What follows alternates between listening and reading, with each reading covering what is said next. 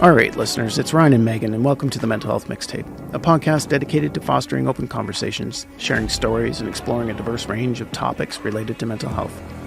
So hold on to your seats as we sit down with some amazing guests to get their perspectives on the ever-changing landscape of mental health. And for all you old folks, no need to hit the record and pause button. Just sit back and let us navigate life's playlist together. During this podcast, you may hear stories about traumatic events and our guests' experiences.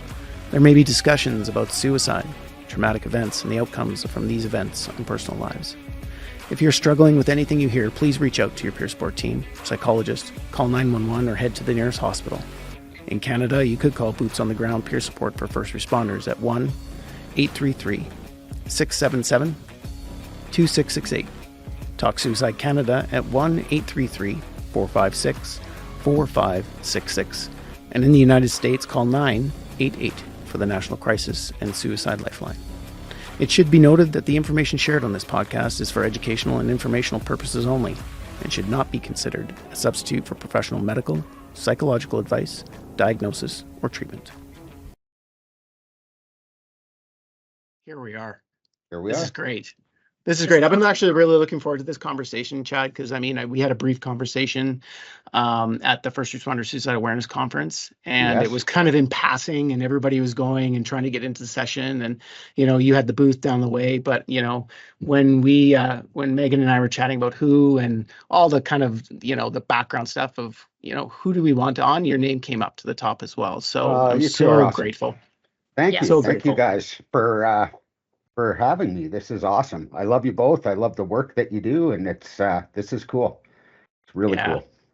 Well, this is really cool, and I'm excited to actually have like a moment in real time with you. Like I feel like we stay so connected in the social media challenge or channels and world, which is great, but it's just nice to be with you like for the next hour or so and actually have some direct chats, because I think it's been a minute. Like I think it was last year around this time that we met. It's when I got back from the Cypher conference in Ottawa, and so it's been a year. Jeez, time flies. That's wild. So, Chad, as you may know, if you've listened to any of these episodes so far, we intentionally try to keep this pretty unstructured just so that we can go where we want to go.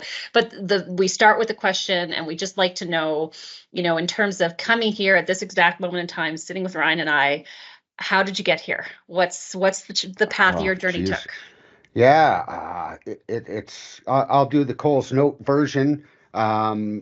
Years ago, my dad was diagnosed with CPTSD with his career with the RCMP. We'll fast forward to 2018. I started going through some anger issues. I don't know how else to describe it. And it was my dad sort of kicking my butt to go see my doctor. He saw some red flags. Shortly thereafter, I was diagnosed with PTSD myself. So it was good in the sense that I knew what was going on in my head. Unfortunately, right off the bat, I went to see a psychologist who was not trauma informed, and it ended up hurting me a little more. So I gave up on therapy. It was a scary place. I could relate with so many other people who said therapy's not for me. Nobody's dealing with what's going on in my head. So I relied basically on medication so I could continue working as a Highway Patrol member with the sheriffs. And July 18th of 2020, we had the bus rollover at the Columbia ice fields. So I was one of the first few on scene without the help of EMS or fire. So really, we're out there doing a job that we're not trained in doing, and we didn't have the tools to do. And unfortunately, I didn't receive the help right off the bat that I needed. I continued to work, powered through, and by February 3rd of 2021, I got to the point where I was too afraid to go to work. I was all suited up for a Friday night shift. Night shifts are cool. A lot of fun, cool things happen. My lights look better in the dark. But I was too afraid to go to work. And I went to see my doctor. I was put off work indefinitely. And geez, you know what? I've got to backtrack to August August 2nd of 2020. Sorry, there's always that. It's the way my brain goes. Yeah, that's okay. August 2nd of 2020. I felt very alone. It felt like nobody understood what I was going through. I wasn't brave enough to talk to my dad about the kind of stuff that was going on in my head. So suicide was my escape. I sat around the backyard fire with a very large bottle of Captain Morgan, and together we had developed a plan. And then it dawned on me by doing such, I would have been hurting a lot of people, and I felt I would have failed my parents, who have both gone through my dad's journey with PTSD. So I figured, man, you know what? We need some more advocacy out there for OSIs and post-traumatic stress. So myself and Captain Morgan decided to walk the country. But in between that time, after announcing it, I continued working. And like I said, February 3rd of 2021 is when I was too afraid to go back to work. So put off indefinitely, which was kind of scary. As we all know, when we wear a uniform, that becomes our superhero outfit, and nothing can hurt us. So, I went through a lot of therapy, pretty aggressive. Thankfully, WCB took care of me, because I've had a brief stint in the armed forces. Veterans Affairs has taken care of me, and I spent 8 weeks just before the first leg of the walk across the country with the Newly Institute, and I tell you, what a game changer, to have. To have clinicians who are trauma informed and can understand what we go through and accept. I think the hardest thing is accepting me as a team member in my own healing journey. Quite often, I give thank yous to everybody who has been a part of it and who has helped me, but it was really pounded into my head, like, Chad, you are a part of this team. You need to thank yourself. There's got to be self-thankness or thankfulness, and game changer. So you learn tools, you learn how to cope with the stressful moments in life and the anxiety and the stuff that's not really there, but your brain tells you is there. So and we walked the country. You've been like on the journey of mental health recovery, reclaiming identity, healing, whatever words we want to use, for really the better part of the last 3 years. Hey. Oh yeah, just going on to our 4th year. So going on to 4, yeah. Yeah, August will be 4 years. It's pretty. Hate using the term, but it's kind of crazy. Like, who would have thought? Totally. Who would have thought? Well, and so for people out there who don't know, tell us about what you're doing with C2C, because there might be people who don't know what the hell it is you've done, and it's remarkable. No, it's I set the goal for myself to walk Canada. So during the course of 2022 and 2023, we've covered from Cranbrook, BC to St. John's, Newfoundland. Just really, starting critical conversations around mental health with our veterans, active military members, and all our public safety personnel out there. And it's been amazing, and so amazing. Like you find people along the way that knew nothing about the walk. When we hit a small community in Newfoundland, Gander, actually, where there's been a lot of cool things there, and a lot of bad stuff there, but that really defines community for me, is how people come together to help other people without judgment. And it was when I was there, I'm like, man, there's still a lot of people out there who want to feel comfortable talking about mental health, and a lot of people who haven't heard about the campaign. So another silly decision. Yes. I announced that the team would get together and we would cross Canada again.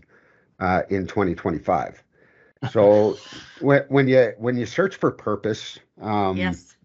Yeah. that's a lot of us can reflect back onto the uniforms that we once wore. But you realize that uniform is just an extension of who we are. A lot of us were just born to help other people. So my purpose has never been the uniform. It's been to help people, keep people safe. And now that role has just, shifted me out of uniform to just me being Chad and helping other people and collaborating with folks such as yourself, with Wayfound and Boss and other organizations across the country. SIPCERT, Cypher. I've made friendships with some amazing doctors out there, which is cool. But it's also resources at arm's length when I can direct somebody to help that they need. And if it's not the right fit, I know that the good people out there will steer them in the right direction. So yeah, purpose is, I was born to help people, and I'm good with that. I love the fact you brought up Gander, Newfoundland. Because when you look at Canadians and self non-judgment, just community-based, Gander to me still stands out from 9/11 when all of the planes just landed and they just made people welcome. They opened their homes, they brought food, and that's that sense of community, I think, that I found very important within the organizations that I work for. And now I'm finding outside. And I think what landed with me is the idea that the uniform doesn't define us. It is an extension of us, to use your words. And I love that, because that is just really so powerful when you come to that realization that it's just an extension of who we already are. And I felt that, and I can, it really resonates with me. And I'm just getting goosebumps, to be quite honest with you, because it's just so powerful, right? It is. It's very powerful. And, I think if more of us could accept our uniform positions as a job versus a life, step back and look at what you're doing. Sure, you're helping other people, but you've got to take care of you first and foremost. So we forget that. Yeah, well, I think and Chad, I'm curious about, because the fact that you have clarified that, your purpose is to help people and that you can do that in any number of different ways. I think that is one of the pivotal moments of clarity that people sometimes connect with. That's really important in the sort of healing journey or whatever. How did you get there? Did you always know that? Did that, come to you somehow? It's the really weird thing. I go back a number of years ago, in the middle of nowhere, outside of Cochrane. So not really. It was a rural road, and there was a crash I attended. A young university student was pretty shaken up. Thankfully, nobody was seriously hurt. But I had taken that young individual and placed him in the back of my patrol car where it was warm. It was a cold, miserable night. We called his mom to come out and pick him up. And because I had been in a few very bad crashes, I reminded or let him know, dude, on your way home, you stop by the liquor store and get some rum and just enjoy the night, because tomorrow you are going to hurt like hell. No point in going to the hospital or doctor tonight. The ambulance has cleared you, but tomorrow you're going to hurt. And, that little pep talk, when his mom showed up, she gave me a big hug and thanked me for taking care of her son. He came in for a hug and then backed off. It's oh, I'm like, dude, hugs are good. They're the best thing in the world.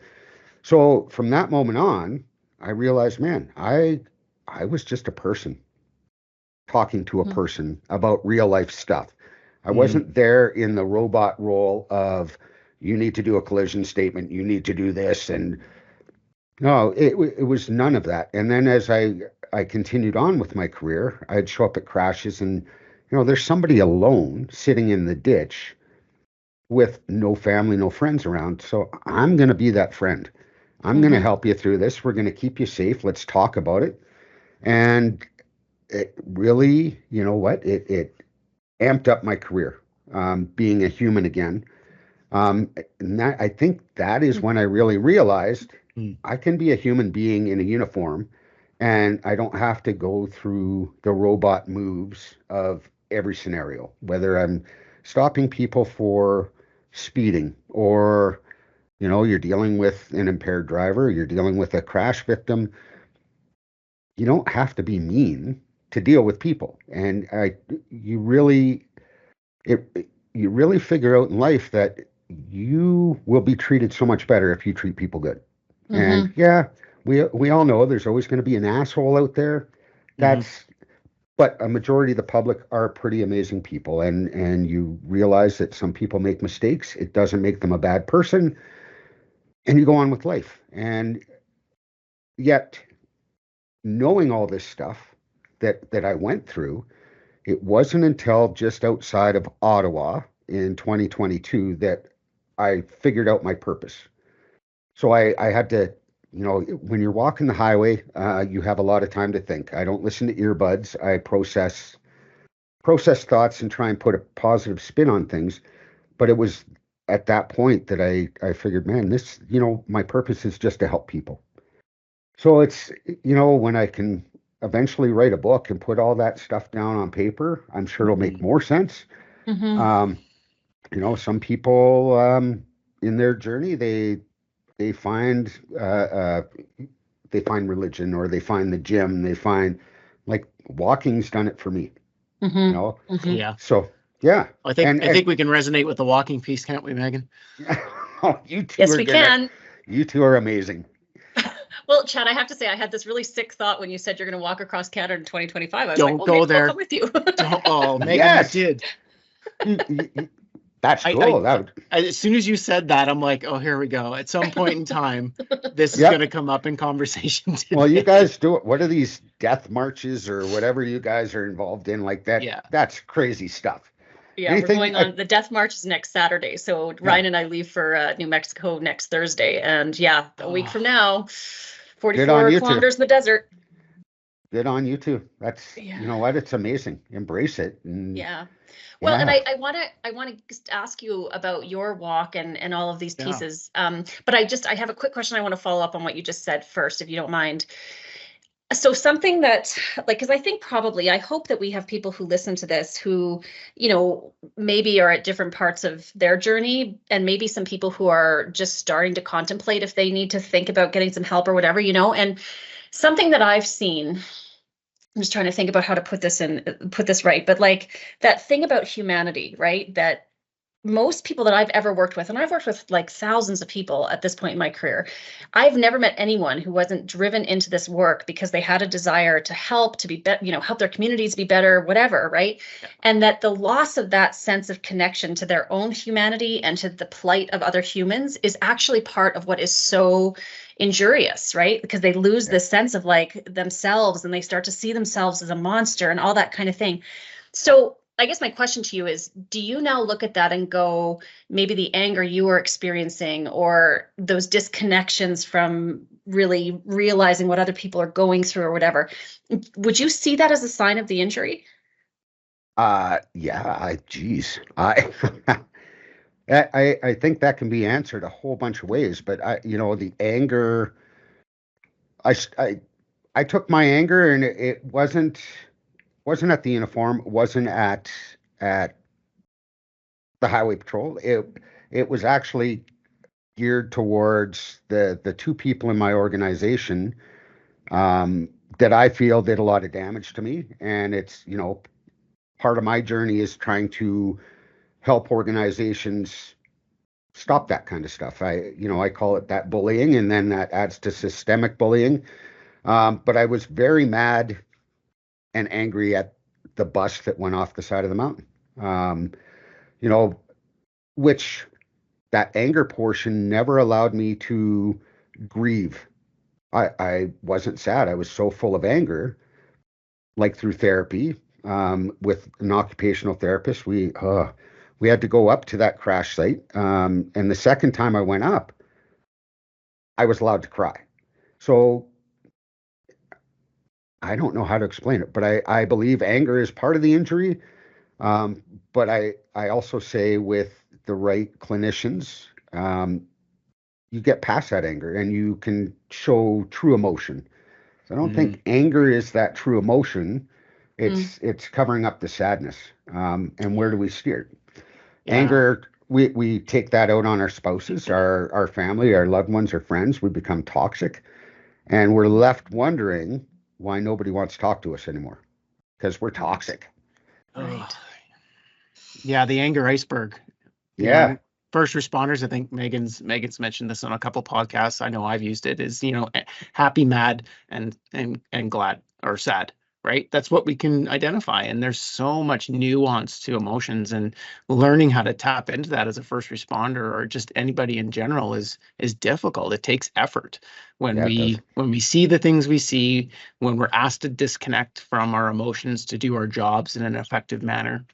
And I touch on that because when you mentioned that being that human in the ditch, when you're on those accident scenes and not a robot, that takes skill, that takes time, that takes effort to move into that space of empathy, because you're actually taking yourself and putting it there. So it makes sense why happy, mad, and sad are the three emotions we can only identify typically, I would say. I mean, I know I did. And, toxic individuals, yeah, home life wasn't always the best, right? You'd go home, you'd switch hats from the paramedic or the law enforcement or fire officer and put on your dad hat with no opportunity to really understand the complexities and the difficulties when you lean back into the other space of your life. That's right. And, maybe that's, for me, that's the question that I had is, how do I get to that space? And it sounds to me like you've worked through all that stuff through a lot of, vulnerability to get there. So I guess, are you seeing that difference with relationships? Do people gravitate towards you? I'm sorry, but they do. I mean, I saw you at the conference and, shaking hands and kissing babies, and it was awesome, right? Do you find that now, or do you find yourself wanting to isolate again? Or can you catch yourself now when you're in those moments? Geez, I do a lot of isolating, believe it or not. It's it still takes a lot for me to go to those public events. I quite often talk about, I know I'm not the only one. Sorry, I've just got to click this, whatever's here. Okay, notification. The Costco scenarios. A lot of us talk about it and a lot of us avoid it. A couple weeks ago, I did it. I went in there. I hated every moment of it. And that's probably, the one time in the next 10 years, like, it's not going to happen anytime soon again. But the big crowds, I avoid, unless I find my peeps that I'm very comfortable with and I feel protected. So yeah, to say I don't isolate, yeah, that would be a lie. So I enjoy going for my walks. I enjoy quiet time in the house and just doing me stuff, which is a lot of social media and which is still a way of forming connection, I think. I mean, certainly we see that, but yeah, and I was listening to a podcast earlier this week, and somebody said something that I completely agree with, which is like, the core. What she said was that the core of mental health is about flexibility. I think there's a couple of cores from my perspective, but I really agreed with that, because I think when we start to close off things, so whether that's emotions we'll let ourselves experience, or places we'll let ourselves go, or things we'll allow ourselves to say, right? When we start to put in barriers, increasingly that leaves us with a residual of shoulds. And shoulds are hard to live with sometimes because they're rigid, they're inflexible. And what happens if the should can't be met, right? We're really left in a very tense place, right? And so it sounds like what you have found through a number of different means is some ability to be more flexible around how you respond to things. Yeah, absolutely. And how you choose to, right? Oh, even when there's those moments where you're choosing to move into Costco, you're at least aware, or at least it sounds like you're aware that is an uncomfortable space, but you're going to go and you're going to work through what you need to work through because you have the tools now. Whereas before, I mean, I'm only going to speak for myself. There was times where, I just like going to Costco, but if I know I'm going to go, I do a little prep work. You know, Yep. I open myself up to some compassion for myself, knowing I'm going to experience some uncomfortable things, because that's the one place I get frustrated. Yep. Right. But then you've got some tools to work through. And the fact that you're opening yourself up to that is pretty amazing. Yeah, It was. it's hard. I get it. It's off my bucket list now. It's done. It's done. Well, you know what I Yeah. would say, and I don't know if your OT would agree with me, but I would say, okay, you've done it once, you can do it again. I'm sure I could, but at what cost? I'd probably Yeah. end up in jail. So, you Yeah, know, yeah, yeah. I wonder if the people at Costco realize that this is Their what the facilities are experience of being used? Costco. Yeah, exactly. Yeah. Okay, exposure let's go to the therapy mall 101. and let's go. Yes. Let's go to the mall and let's go to Costco. Yeah, Or C totally. trains. Yeah, it's like C trains, malls, and Costco's. No Yeah. fly Yeah, zones. C-train. Yeah. But Yeah. C-trains, I worked in the Corps for 15 years, and I think 15 years. And C-trains, the experiences on C-trains that I've had through my career, none of them are usually positive. Like, we don't Oh. get calls for hey, you want to come down to the City Hall C-train platform and shake some hands and and have people say thanks to you? Yeah, No. right. Right. So, you know, part of me is working in the Corps is understanding that there's times that you need to be vigilant. Yeah. Right. When you're down there, and times that you can just open yourself up if you have your tribe or have somebody that you trust that's got your six. That's right. Right. That's right. And that's that difference. It's the awareness, I think, before it's just getting the awareness built. Right. Yeah. So, I got so many questions about C2C. And Yeah, let's, yeah. me and too. and how we are going to manage coming and supporting you at some point. Yeah, totally. So, like, I mean, I know we've had a few of these conversations, Chad, but like, okay, let's talk about the walk. So, Yeah. I know you have kind of a typical day, hey? Like, you have a typical amount of hours or kilometers you try to walk during the day? Yeah. Yes. Yeah. So the first year we did it, my goal every day was 40 kilometers. And there are some days where I'd be foolish. And I think the longest day I had was 62 kilometers. And that was, pure silliness. That's no. And actually, the whole first year is like, this 40 kilometers is a lot, but we had pushed for it. Obviously, you hit certain weather elements where you're just not able to do that, whether it's monsoon weather or, especially when you head east and the humidity starts, and you're roasting, doesn't matter how much you drink. So yeah, push on and do what you can do. And last year the goal was 30 kilometers a day. So and depending on how fast I walk, days could be very short. Like I started averaging 6.4 kilometers an hour, so it could be a very short day, which is good because I can get back to the hotel or a campground and really, I guess, rest my body.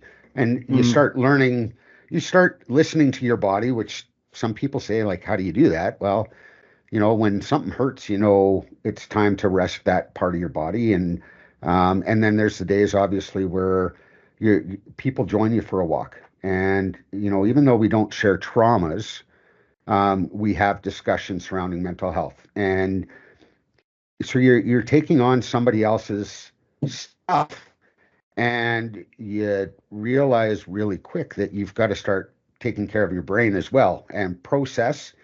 And and I don't even know how to explain what I'm taking on. I'm sure our psychologists and psychiatrists can and counselors can understand what I'm going through, but it's probably some scientific thing that, like a $10 word that I would never get.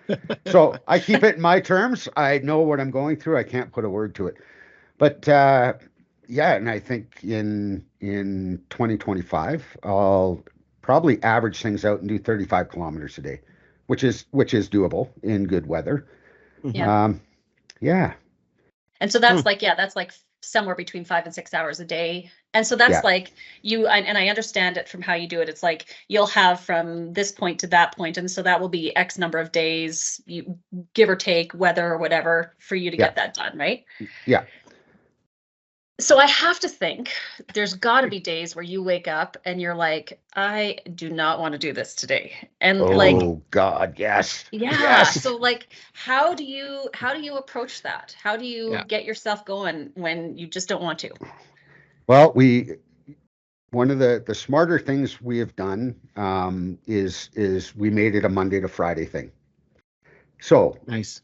as soon as you get up Monday morning, you know that there's only 4.5 days of actual walking, and then the Fridays we usually would either join a fire department and have a talk, or a police department.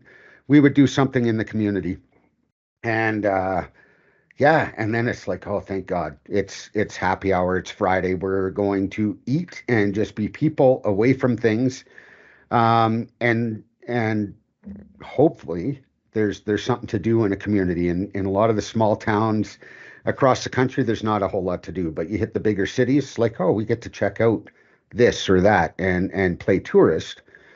So that was I finally, after a million years of shift work, I learned to appreciate the Monday to Friday gig. And that's where it all started. And even now at home, it's Monday to Friday.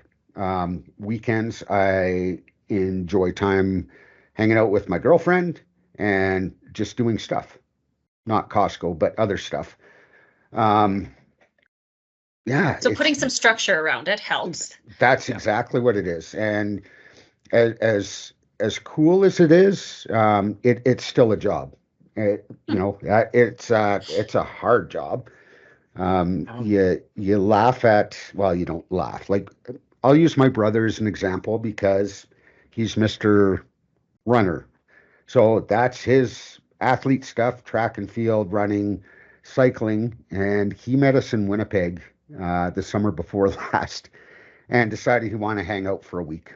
And the first day of walking, I think he hit kilometer 16 and he was done. He tapped out. He was back in the safety truck. I'm like, bro, what's wrong with you? He says, how do you do that? Now, a little secret that a lot of people know, like, I smoke cigarettes and I'm out there doing this. So his slam to me was, you smoke cigarettes, you drink rum, and here you are putting in 30 or 40 kilometers a day. I don't understand how you do it. I trained for it. Like, I couldn't go to the track tomorrow Yeah. and right, do whatever track and field people do. Like, you've got to train to get to that. And you two training for your death march, or death thing, like, you wouldn't get up tomorrow morning and say, I'm going to go do this death thing and not train for it. Right. So it's, Right. it's a different sport. But you realize, well, I'm just a guy. That's my tag. I'm just a guy. I love my beer. I love my rum. I'll smoke my cigarettes, and I love McDonald's. But I don't need to be some big fit guy. Like, what do we picture somebody walking across Canada as? I'm some big buff guy. No, I'm a guy. And No, but I think that's what's so compelling about it, Chad, right? Is that, Yeah. it's so relatable, right? Like, you don't have to be an elite athlete to do something like this that is both meaningful to you, raising awareness, for people across this country, like building connections in the community. Like, you don't have to be a certain type of person to make that happen. no, and I think that's I think the whole part of Hollywood and social media is everything must have a look to it. It's like, you know what? If we cut ourselves, we all bleed red. Doesn't matter what size or shape, how tall, how short we are. We're all human beings. And when you put your mind to something, now I wouldn't expect everybody to walk the country, to just do something. That the choice to walk the country for me was to save my life, and allowed me to have a goal and hold myself accountable for something that I had smeared all over social media when I was drunk. Right. I'm going to be accountable. I'm doing it for me, and if I can help a soul along the way, that's pretty amazing. Mm-hmm. And walking is so much different. And you're right, you got to train for it. I mean, Megan and I have been working on this ruck thing for 8 months now, somewhere in there. Mm-hmm. And it's hard, Mhm. like doing 42.2 kilometers. I did one 2 weeks ago. Weeks ago, yeah. Yeah, 2 weeks ago, and it's hard. Like, what I like about what you're saying is it's goal oriented, right? Yep. You've set the goal. You know what your goals are. You're flexible, right? Yep. And you're aware of when you need an off day. Because I think that's Yeah. just as important, because you could really just go day to day in a road and just beat your body up, but to what point? Right. So I think out of anything, when I hear you talking about your daily routine and your walk, 35, 40K per day, I know what I felt like after just doing 42 on the bike pathways. And you're on a highway, right? You're on asphalt, and you've got safety truck, and you've got all the other things. But yeah, it's do hard things because it matters, right? Oh yeah. Yep. Well, and I certainly believe this, that our bodies can go a lot further than our minds want to tell them that they can, right? And so, like, so much of the endurance, long distance, whatever, is about really strengthening your mind to be able to sort of show up to being uncomfortable and be able to tolerate it and realize that, probably it will pass, right? And there will be another stage that will come, and you actually lose something if you don't find a way to try to work through the difficult periods, right? Like, that's a lot of what Ryan and I have been doing, is we've been trying to go.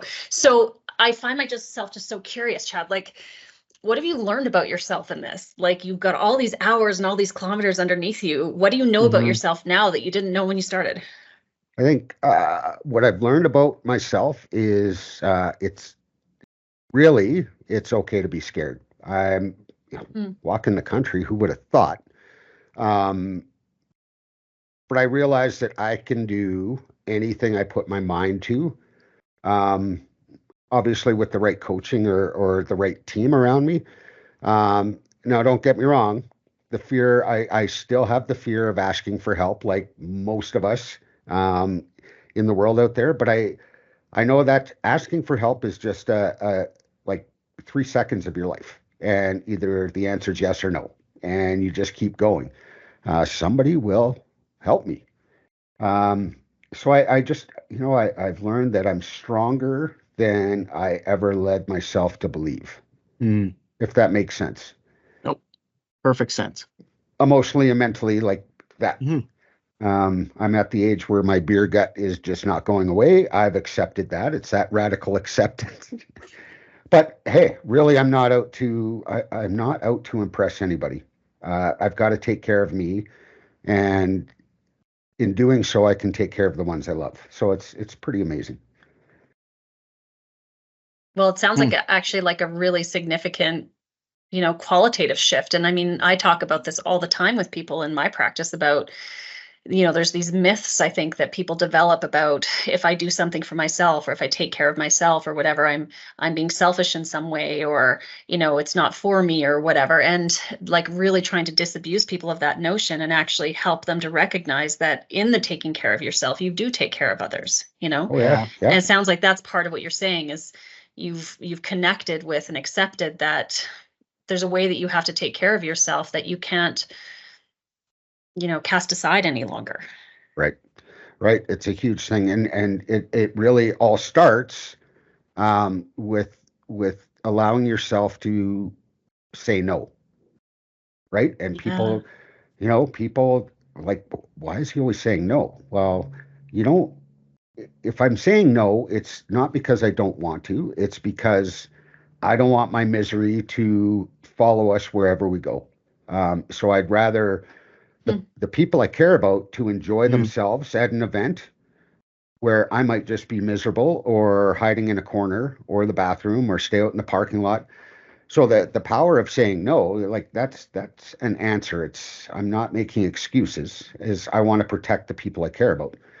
So, and I talk to a lot of people about that. You've got to learn to say no.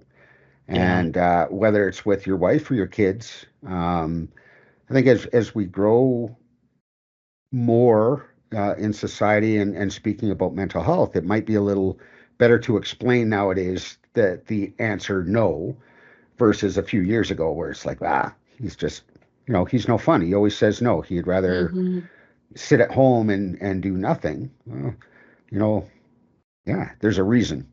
Yeah. Mm-hmm. Mm-hmm. Saying no And a is reason not, that you shouldn't have to explain, right? Like, That's right. Yeah. I often heard the whole statement of, to take care of others, you need to take care of yourself first.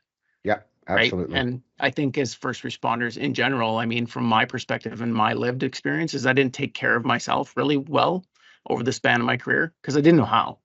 That's right. And part of that, this last 5-6 years now of my own journey of just trying to be not a better version of myself, just accept and move into the research. I like science, right? And paramedic, that's the way I'm wired, is, self-compassion meditation. So I can build my own compassion for myself is so important. Like, even when I'm struggling with something, whether it's home life or whatever, you can get into those narratives, you can get into those really negative spaces and the things we tell ourselves, right? And I think we all do it in some way, shape, or form, but really looking at it from that compassionate lens so I can take care of myself, and saying no is part of that too. Like, no, I can't do insert whatever for whatever reason, and not having to explain it.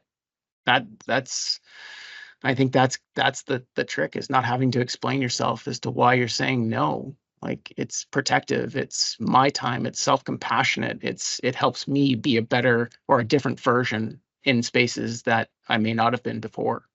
Right. Cool It's stuff. So it's not only my brain that thinks this way. No. Brian's brain thinks the same way. Mm-hmm. Totally. Well, and something that I commonly hear is like, there's also, I think you meaning first responders of all the different sectors, I think you're so naturally inclined this way, and then also socialized to also take responsibility and take care of other people, and that inevitably starts to include their emotional well-being too. And so what I hear all the time is like, well, if I do X, that person's going to be, they're going to feel bad, and then I'm going to feel guilty, and and it's like, we really, I think, have to contemplate, when we take on the responsibility for other people's well-being, emotional or otherwise, like, what are we actually taking from them? Because we think we're only giving, but we're also potentially taking away from them an opportunity themselves to grow and learn how to take care of themselves. Yes. And so, really trying to recontextualize what saying no to someone or something actually means. That's right. I like that. Actually, I could process, coming from a doctor, I could process what you just said. And I couldn't agree more. It's, I like the way you put that. Can you write that down somewhere? We've got a recorded chat, so we're good. Yeah. We'll go through the transcripts. I'll send you the message. But I think you're right. I mean, we're trained as first responders. Doesn't matter what uniform you wear, military, active, retired. I think we're trained in a way that really perpetuates some of the stigma that we still see within mental health and organizations, because it's not, we're paid to give of ourselves, right? From a paramedic lens, we're paid in a position to be empathetic towards a patient that calls for help in their worst day. Right. But we're never trained on how to do that, how to show up and be a badass, have some compassion and empathy, which for me are the hard skill sets that we need to train more of. But we're trained in the clinical, we're trained in the protocols, for policing. It's how do you use your service weapon, your threat continuum. It's all of those pieces. And I think we really need to take a look at some of those skills they're trainable for anybody. You don't need to know the why, but they're skill sets. They're things that you can do. What we need to train, from my perspective and what I've learned, is how to show up. How do you show up at work? How do you show up at home? How do you show up and be an empathetic badass when you're on a call with somebody yelling and spitting in your face and you're just like, yeah, man, I get it. It's okay. I hear you and I see you. You're really upset, aren't you? Because I can tell you right now, that wasn't always the case for me, and it's probably not always the case for everybody else. No. But that's a trainable skill. And that's what I love about what this conversation has to entail in all our podcasts, is we can shift narratives. We can, give our listeners some hope, I guess, that you don't always have to feel the way you do. Mm-hmm. There are really good trainable skills that you can go through to just be a different version, not better, not worse, because it's just data, right? I love that. I find it so interesting, Chad, that like you learn to take care of yourself differently and like set limits and say no and do all these things as you were walking across the country. So how was your processing? I walked across Canada And this is what I figured out. Yeah. Totally. And really, and you don't, like I didn't figure out the Cadbury secret. It's, and I can't resolve everything in the universe, but what are the negative things that have happened to me? And how can I take that one out of a million thoughts in my racing brain every morning, take that one thought and spend 5 or 6 hours processing it? So the next morning when I do a little blog on social media, it's what I processed, and here's the positive that came out of it. So many times we go through life with our post-traumatic stress, our operational stress injuries, traumatic brain injuries, and everything is just so evil. But if we can find that positive twist and it flows into that post-traumatic growth, I truly believe my post-traumatic growth has allowed me to enjoy life more, starting to get back into my woodworking hobby. And it sounds so weird, especially from my head through my mouth, being recorded here, is I just want to see so much more love in this world. We dwell on the negative of the media, and whether it's mainstream media or social media, everybody wants to beat up on somebody, whether it's gender identity, whether it's mental health, whether it's this month or this year, the last decade, we hate the police. There's war conflict going on, there's racism. A lot of people find and are attracted to that negative. And it's like, man, this creates more separatism in our communities. And it develops hate. Why? What? Like I said before, it doesn't matter who we are. If we cut ourselves, we bleed red. We're human beings.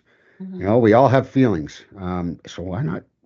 And to me, it's like, where did this come from? Where did this mental health advocacy stuff come from? It's just, but I see the positive, and that's part of my post-traumatic growth, is seeing the good in people, seeing the beauty in nature. That corny saying, stop and smell the flowers. Well, I've done that, and it's amazing. So amazing. Well, it goes back to my favorite saying, and I've said it before on the podcast, and I'll keep saying it again and again. And it's from Seneca the Younger, one of the Stoic philosophers, the OG Stoic philosopher. Wherever there's a human being, there's an opportunity for kindness. Yeah, and I I think for me that, if you wanted to call it a personal ethos or a goal or a daily reminder or an intention, for me, that's just a reminder daily. It's on my phone. Anytime, somebody text message, it pops up. Because I think that's what you're talking about, is we can be kind to ourselves and we can be kind to others. And there's a way that we can move through the world and the space to be that, stopping and smelling the roses for yourself, or offering a hand up, not a handout, right? Exactly. Taking a look at the social media or the mainstream, like you said, and saying, no, I don't want to watch or read that, and choosing not to. That's all kindness towards self, and then being kind to others. I think that just is a really good reminder to people, for sure. Yeah. Because I do think, Chad, I love that. And I think it's so interesting to me, after all the schooling and all the years and all the things, I'm just like, a little bit more love and go for a walk. Right? Yeah. Like those are the things. Like a couple of weeks ago, I was just in a shitty mood. It was a Saturday afternoon, and I was meeting my mom for a walk, and I went out and I was like, and then like half an hour into it, I was like, okay, I feel better. And I was like, damn you, walking for proving the point once again, And that's not to say that there's not a place for medications and therapy and all the things. Of course, I believe there is, but there's such simplistic elegance in some of these really core ideas, right? And I guess I think that we're going to do to other people what we're doing to ourselves, right? And so if we can learn how to be more loving and graceful and kind and patient with ourselves, I think that ends up being what we then show other people, or we are willing to contemplate when it comes to other people. Yeah. See, life is easy. There's the secret to life. Yeah. Kind to yourself and be kind to others, and go for a walk. Go for a walk. Yeah. When you're in shitty moods, go for a walk. Yeah. Seriously. right? Is it, And like is it, that might clear it up. And if not, do some other things too. But I mean, it's like starting just with the basics, like when I start with new clients, oftentimes it's just like, man, can we just get you up and following a schedule and getting outside and, like just trying to even move your body a little bit. Doesn't have to be extreme, like walking across the country, That's right. because that's going to give you opportunities to connect with how does my body actually feel when I'm doing this. There's going to be an opportunity to take some time to let yourself reflect on what is my mind actually telling me, and it just slows the process down. Yep. So I have to imagine, I guess, two things. One must be like, I just have to imagine you must get contacted by people all the time who you've inspired. That's one of the cool things, because it's interesting. If I just relied on social media as a tool, say, okay, well, how many people liked my post today? And you know what, there might be 5, but I know the analytics shows that my posts every day reach at least 3,000 people. And I don't know who they are until I get an email or a letter mailed to me or a random message off Messenger who I've impacted. And a lot of times 99% of the time, it brings a tear to my eye. For, last year, I lost 3 people I know to suicide. Thinking, wow, this is what I do. And realize you can't save everybody, but we celebrate the ones who have found positivity and have started walking, whether it's for their mental health or physical health. And I don't know how to respond. I just say thank you. Thank you for letting me know. And I hear you. I see you. But I would never know that they've followed the journey. So, and it holds true when I walk into a community or I'm somewhere out on the highway and a vehicle stops or people come up to me, Chad, oh, my name's so and so. I've followed your whole journey since the beginning of this. And I'm like, this is, it blows my mind. And I'm grateful. I'm grateful, for being on this side of the dirt. But also grateful that I've been able to help somebody, or the C2C team period has been able to help somebody. Well, yeah, it's a cool experience. And I also imagine or think that like you must have met some really amazing people along the way, so people who maybe you didn't know before or spontaneously joined you, or do you have any of those stories that kind of jump to mind? I don't think there's, and literally, whether it's people I have known for years that have found me on the highway, or complete strangers that will bring us, one of the great ones was RCMP vehicle in Saskatchewan goes by us again, and then comes up behind the safety vehicle and pulls Rick over. Rick gets on the walkie-talkie, Chad, we're being pulled over. I'm like, oh, shit balls, what now? Because my truck's decked out with some pretty cool amber flashing lights and wig-wag headlights. I'm like, here it comes. And, these 2 RCMP members brought us Gatorades, just, and to hear from 2 active members right there is like, thank you for doing what you're doing.